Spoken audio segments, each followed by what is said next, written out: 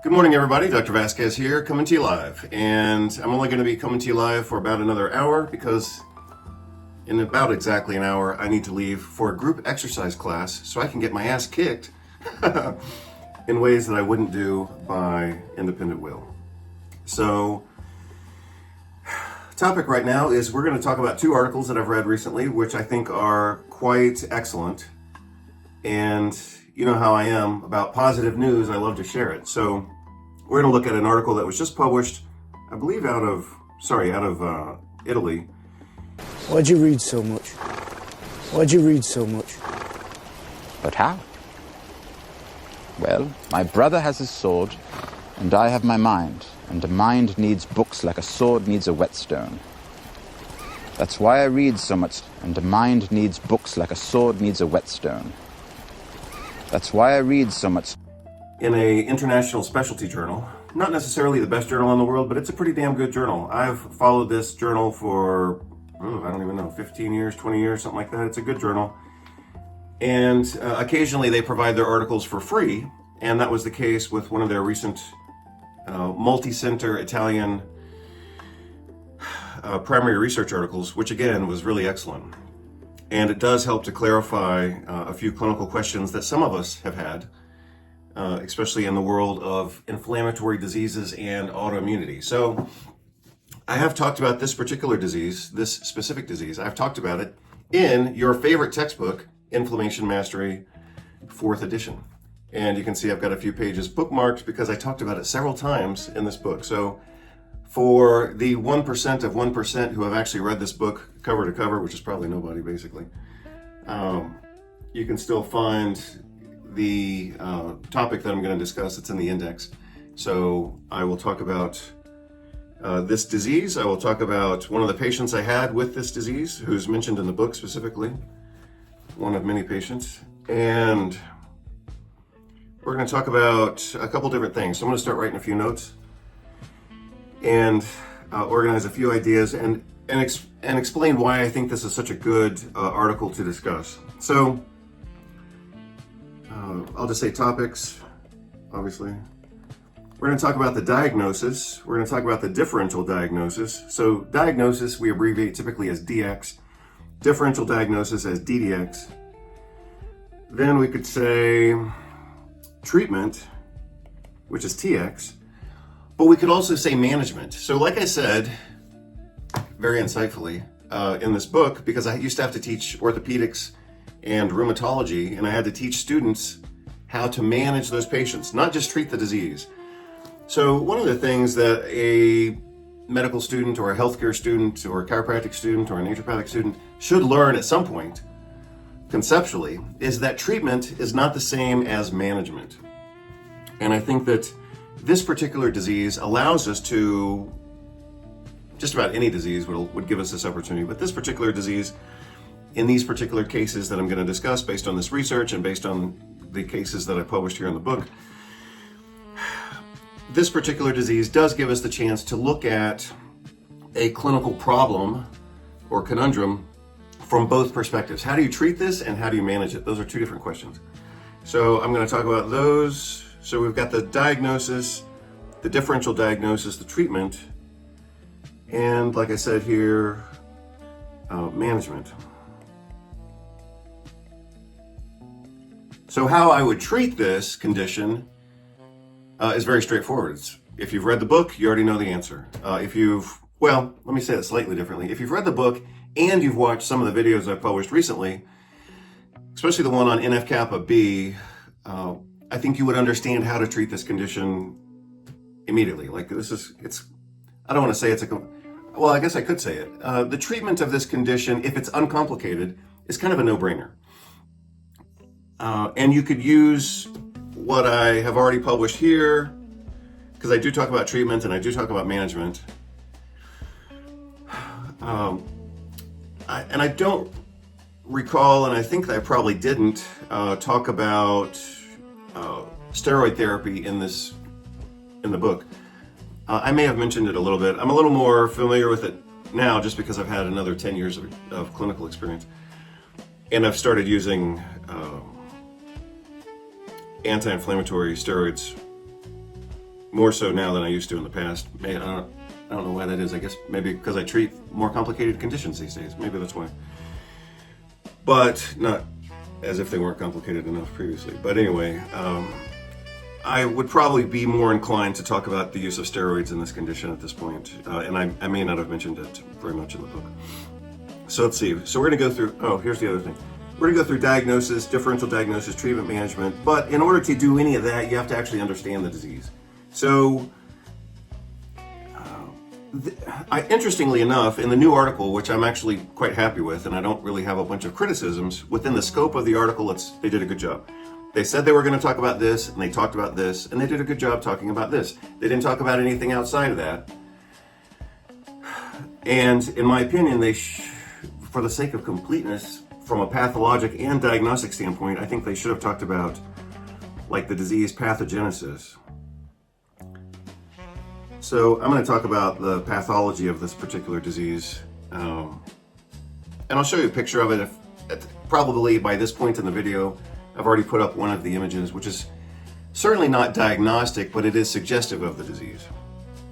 And that's why we have to talk about differential diagnosis in this conversation, because even with a classic presentation, it's not an exclusive presentation. So if a patient presents with this particular disease, like let's say someone in their family was sick, and then this particular patient also got sick,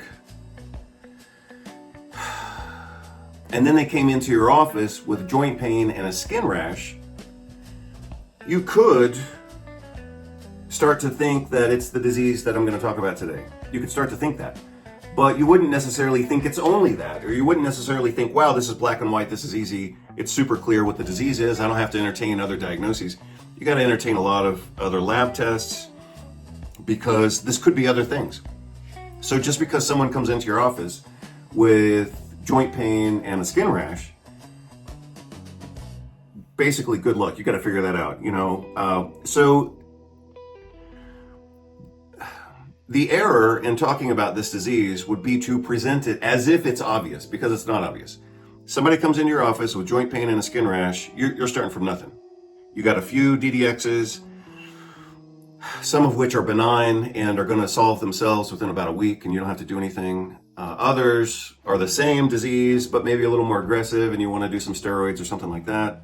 If you want to treat this from the way that I've discussed it in the book, then you could do that too. And you could easily do all of that together. You could do your differential diagnosis, you could come to a reasonable clinical assessment, you could put them on some steroids, and you could do the protocol that I've mentioned in the book. I believe it's chapter 4, to be specific. So you can do all of that, but you have to understand kind of where you are in terms of your ability as a clinician. So like I said in my video from last week, if you're a chiropractor like I was, if you're practicing in Texas under a chiropractic license, trying to do naturopathic medicine, which is what I did for 6 years, and you've got the Texas Medical Board like watching every move that you make, that's a social situation and a professional situation that also determines how you're going to manage this patient, right? So again, if this were 20 years ago or 25 years ago, and I was practicing under my chiropractic license in Texas, trying to do naturopathic medicine, and young and naive and inexperienced and but very well read, which means I kind of figured I kind of knew what I was doing. And of course, everybody thinks they know what they're doing until they get older, and then they look back and they say, wow, what the hell was I doing? So, again, like I said earlier in today's video, things that I perhaps wrongly assumed, 25 years ago, or things that I would do differently now based on another, 25 or 10 years of different experiences, those help provide me a perspective on kind of how to do things right, or how to do things more right. So the way that I would have managed this 25 years ago is actually very similar to how I would manage it now, but not exactly the same. So I would do things differently, perhaps obviously based on more experience. Again, I provided the example of kind of the social context. A chiropractor practicing in Texas, managing this condition, better be careful, right? And it's not, the issue isn't necessarily more or less training or whatever. The issue is you have to consider the political and social climate that you exist in. So, and it applies to other specialties as well. You know, if you're a young family medicine doctor, you may have never seen this condition. And you could run the risk of not managing it appropriately. And so, you know, the issue isn't, oh, well, you know, chiropractic here and family medicine here and whatever. The issue isn't necessarily that comparison. Because like I said, a person could go through medical school having never heard of this condition. A person could go through family medicine residency having never seen this condition. And so then they graduate from medical school, from 3 years of family medicine internship and residency, and they've never seen this. So they may have enough clinical experience and kind of savvy to kind of figure it out and say, whoa, this is over my pay grade, you know? And that would be the appropriate management strategy. So that's why, again, we'll talk about management in just a moment. And I want to be sure to tell you something that I learned. I learned this from Alan Gavey, and he learned it from one of his medical mentors, and I want to be sure to tell you something, because that one phrase forms kind of a conceptual basis for how to manage tricky patients like the ones that we're about to discuss. And again, I'm going to try to get through all this in an hour because I do have to leave for an exercise class pretty soon. So, and that's good. I mean, this is a really great topic. It's great information, but I don't know that it necessarily needs more than an hour. So I'll try to get it done in an hour. So again, I'm going to show you some pictures of what the clinical presentation looks like. So the clinical presentation is joint pain, nothing really to see. You would palpate the joints, you would inspect the joints, and you wouldn't really find much. Maybe a little puffiness, maybe a little pain. You can find that in anybody, even people who don't really have it. So that's very non-specific, and certainly isn't diagnostic of anything. So a patient comes in with a couple of tender joints. You would have to differentiate that from acute monoarthritis, which I discussed in chapter 1, because you have to know how to manage, if you're a clinician, you have to know how to manage acute monoarthritis. So again, and that's a pass and fail core competency. You have to know what you're dealing with. You have to know what the differential diagnosis is and what the potential complications are. So I'm going to write that down. So along with the quote that I am getting to about from Alan Gavey about differential diagnosis and management, it's a really great quote, and that's why I want to make sure I include it. So I realize I'm being very abstract. I'm kind of giving you the template and kind of the conceptual outline. Most of what I've just said you could apply to any disease. You have to know the pathology. That's why I talk about pathology in every section of my book. Then I go to diagnosis. I talk about differential diagnosis, and then I talk about treatment. So that's exactly the outline of most chapters in the book where I talk about clinical conditions. You have to understand the disease. You have to know how to diagnose it. You have to know what conditions look like that same disease so you don't get screwed up going down the wrong rabbit hole. You have to know how to treat it. And like I said in chapter 1, and I've said it for 25 years since I taught rheumatology and orthopedics, you have to know the difference between treatment and management. You may have a great treatment plan and you might mismanage the patient and you could still be in trouble. So, having said all that, and with the interest of getting this done in less than an hour, let's see if I'm ready to dive into this. I think I am. So,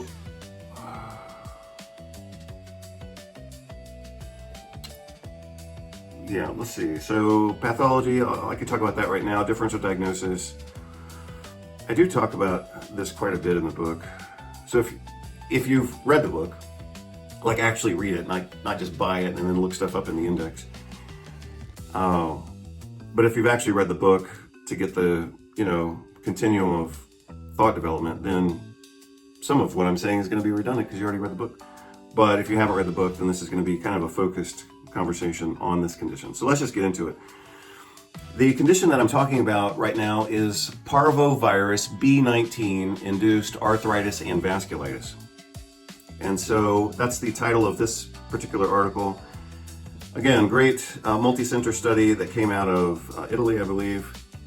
And what they did here is they clinically assessed and followed, at least for short term, they followed some patients who had acute parvovirus B19 induced arthritis. A lot of controversy for 25 years since I taught rheumatology back at Bastyr in 2001. A lot of controversy has existed around this topic, but I think this article helps to clarify the fact that we don't need to have controversy. Now we have good data based on this article and based on, 20, 30, 50 years of research. So the controversy has been whether or not parvovirus B19 can cause arthritis, and the answer now is very clearly yes. So the topic is parvovirus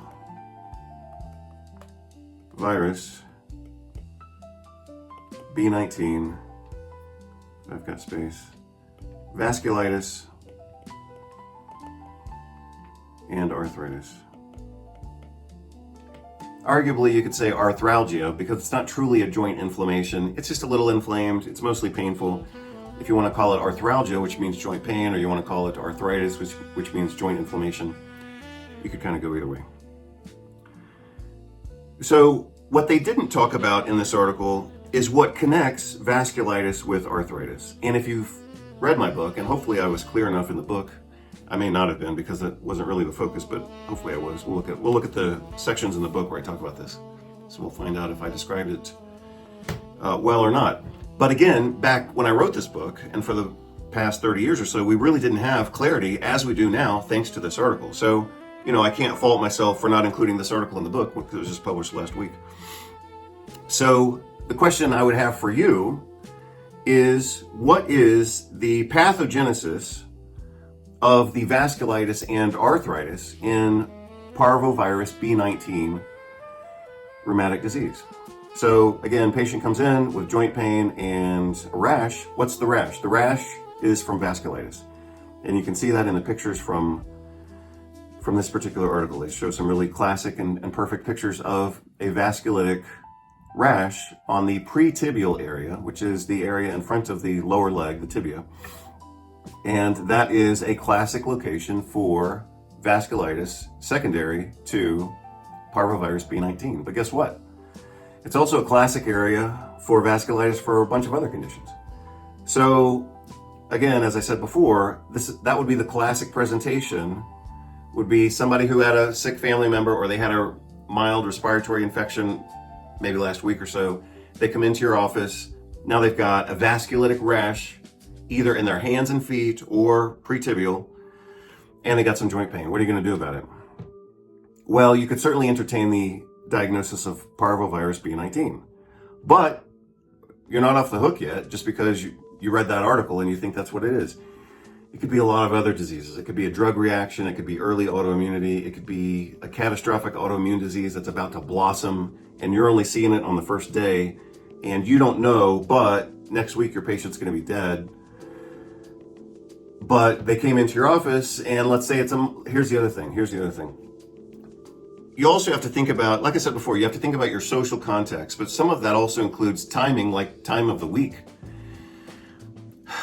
And obviously, again, your location and your training and all that. So if you are a family medicine doctor, a new family medicine doctor, and you're the only doc in town, and you're an hour away from a big regional hospital, and it's a Friday night, and you get this patient, you may have a different way of managing this patient than if you see them in the middle of Houston, Texas, or Dallas, Texas, or Miami, any big city with a big medical center, and it's a Monday morning. So the obvious thing is, as I just mentioned when I was kind of giving you the case presentation, this is not a static clinical presentation. So when you're dealing with clinical conditions, one of the things you can think about, or I would say you probably should think about, is, are you looking at something static? Or are you looking at something dynamic? Static, is it old? The patient's had this condition for 25 years or 20 years or 2 years? Or is it new? So if this patient comes into your office with joint pain and a skin rash, and they say, I've had this condition for 5 years, I've been diagnosed by a rheumatologist with having whatever disease, and it's Monday morning or it's Friday afternoon, it doesn't really matter. You know you're looking at a stable condition that's being managed and being supervised by a specialist. You're off the hook. You don't have to worry over the weekend. That used to be one of my rules when I was early in clinical practice. One of the rules that I wisely developed was, am I going to worry about this over the weekend? If the answer is, because a lot of patients, they know they've got something going on, they put it off all week, they come in on a Friday afternoon, and then all hell breaks loose. So, in my experience, clinical practice, cash-only practice, Houston, Texas, if somebody made an appointment on a Friday morning for a Friday afternoon, I knew it was probably going to be a problem. The worst cases are the ones, again, who put it off to the last minute. They're trying to get a weekend pass. So they want to come in on a Friday afternoon. They want you to say, hey, everything looks fine, and they want to go home because they want to get the reassurance that everything's okay. So they kind of hedge their bets, so to speak, or they kind of stack the deck in such a way as to facilitate you saying, it's fine, don't worry about it. Because they know it's the weekend, they know that everyone's ready to, quit thinking about work. But, like I said, in my experience, those were some of the trickiest and most difficult patients. We're talking about like life-threatening blood clots, life-threatening like autoimmune complications and things like that. It was always a Friday afternoon. So again, I realize I'm going around a bit, but that's how clinical practice is. You get one patient, and then you get another, and you have to be able to bounce from topic to topic and kind of put everything in a context. Again, if you're a new family medicine doctor and this patient comes into your office on a Monday morning, you've got time to figure this out because you have time to watch the evolution of the disease. If you're a new family medicine doctor in a small town and the nearest medical center is at least an hour away, and you've got an uneducated, or let's say unsophisticated patient who isn't really good at kind of managing their life because you've taken a little bit of social history and you find out they're alcoholic or they just got out of rehab for whatever, or they're irresponsible, your management of a patient like this would change depending on who you are, where you are, what day of the week it is, how bad you think it is, how responsible your patient is. And if you have any other data like, oh yeah, they were diagnosed with multiple sclerosis, or they've got diabetes, or they're morbidly obese, or they have an ejection fraction of 30, or whatever. All of that's going to shade how you evaluate and manage your patient based on what you think is going on. So anyway, patient comes in, you're looking at this and you're saying, hey, you've got painful joints. Okay, well, that's arthralgia. Hey, your joints are a little puffy. Okay, that's arthritis. Hey, it's only 3 or 5 joints. That's oligoarthritis, not necessarily polyarthritis. And I'm looking at this rash on your pretibial lower leg. That's vasculitis. So what is the pathology that connects all of that together? I'm glad you asked.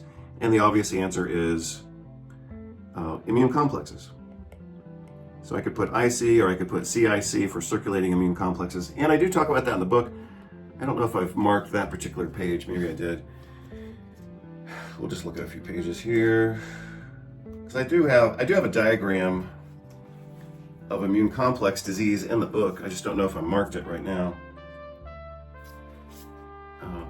I'm willing to guess. I'm guessing it's in chapter 1. I am in chapter 1.